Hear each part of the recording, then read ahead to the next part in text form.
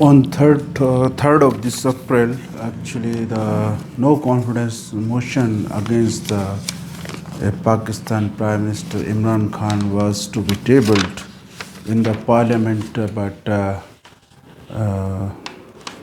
a democratic turn of event in the parliament on that particular day led to the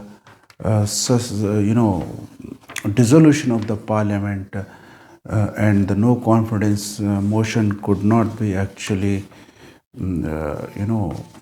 put on the in the parliament. So we will talk about exactly why this situation has occurred in Pakistan and what are the factors behind these you know why actually this no confidence motion has been was to be tabled. And we will also talk about the constitutional issues that have arisen from this all the controversy.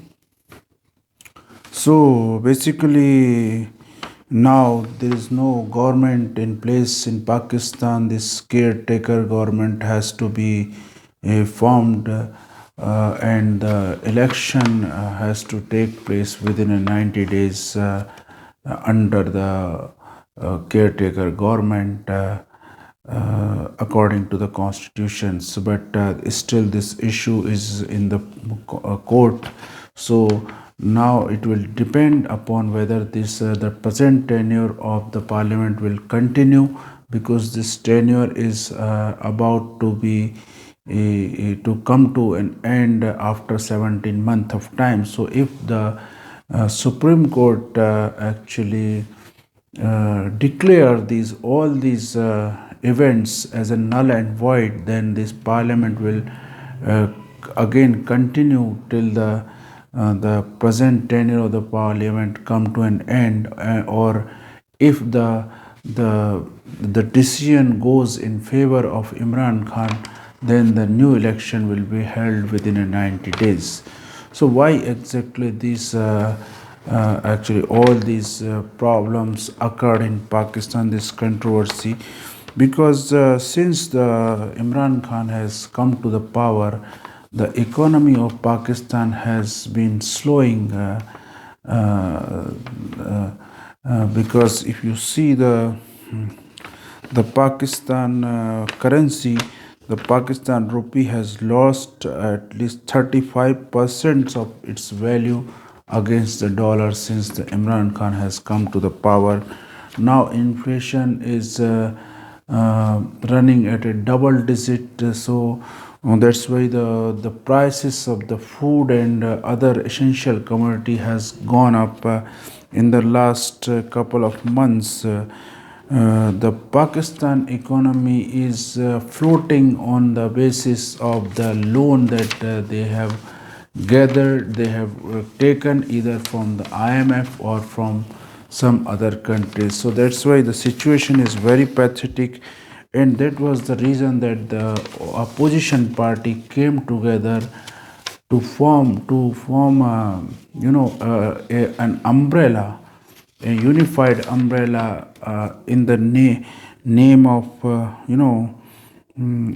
which has been named as the Pop Pakistan Democratic Movement. Under this umbrella, these all the opposition party, which actually includes the PPP, the Pakistan People's Party, headed by the Zardari, and the PML, Pakistan Muslim League, headed by Nawaz Sharif. So all these opposition party actually formed an umbrella which is known as Pakistan Democratic Movement. This was launched in 2020 to oust Imran Khan from the power, because this opposition party knew that they can cash in on the resentment going on in the Pakistani people. So they launched this campaign, but there were a lot of differences between this party, between especially the PPP and the PML about how the Imran Khan should be ousted from the power, but finally they became successful in breaking the government coalition itself, which is headed by the Tehreek-e-Insaf, headed by the Imran Khan. So when they broke this government coalition, then they were very sure about the fact that they will prove their majority in the parliament by putting tabling the no confidence motion against Imran Khan, and their main motive was to you know form the government that would have continued at least till 17 months when the parliament present tenure was about to end. So that was their motive. But on the 3rd April, when when actually this no confidence motion was tabled in the parliament, then law minister actually stood up saying that citing the article 5 of the Pakistani constitution, which actually says which actually talks about the loyalty about the state and obedience to the Pakistani constitution. So law minister said that because these opposition party are they are anti-national, because they are basically are hatching the conspiracy with along with the foreign powers like US, because in the past also Imran Khan in many rallies had already said that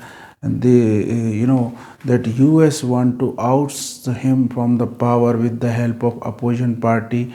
And he also actually cited one letter basically written by the US official to opposition party. Whether this kind of letter exists or not, that is a different different issues. But these law ministers cited this article 5, saying that these all the opposition party are not basically loyal to the state. That's why this no confirmation motion cannot be allowed to be tabled in the Pakistani parliament.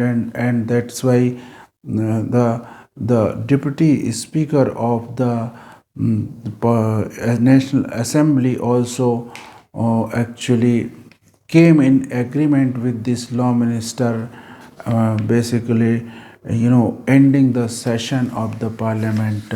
So that's how this all the opposition party were surprised, because these all the event took place within a very short period of time. And that's how the whole this parliament session was ended. Later on, Imran Khan actually asked the president to dissolve the National Assembly, and that's what actually the president did, because he actually is obliged to dissolve this assembly on the advice of Prime Minister in according to the Pakistan constitution. So that's how the National Assembly was dissolved. Now actually the constitutional issues arise from these whole controversy, is that whether the deputy commissioner can end the session without actually giving a chance to the opposition leader.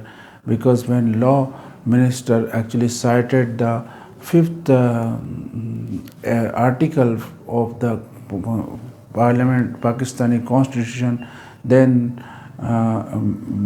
whether this deputy speaker should have allowed the opposition leader to respond or not, this has to be discussed because it is some kind of breach to the constitution of Pakistan. So that's why this has to be discussed. And immediately the president also dissolved the parliament. That also is indicative of the fact that all these three people, Imran Khan, president and deputy speaker, were actually may have hatched these pre-planned conspiracy to get the parliament dissolved. So these now the issue arises whether the Supreme Court can actually these all the proceedings of the parliament can be challenged in the Supreme Court or not, because most of the law expert, like in India, that the proceedings of the parliament cannot be challenged in the Supreme Court according to the constitution of Pakistan. But the SC Supreme Court Chief Justice has already taken suo moto cognizance of the all the event that took place on 3rd April. Now this actually Supreme Court even also has constituted a constitution bench to look into these constitutional issues. Now this everything will depend upon the future turn of events, will depend upon what exactly whether the Supreme Court uh, is will be able to take up these issues or not.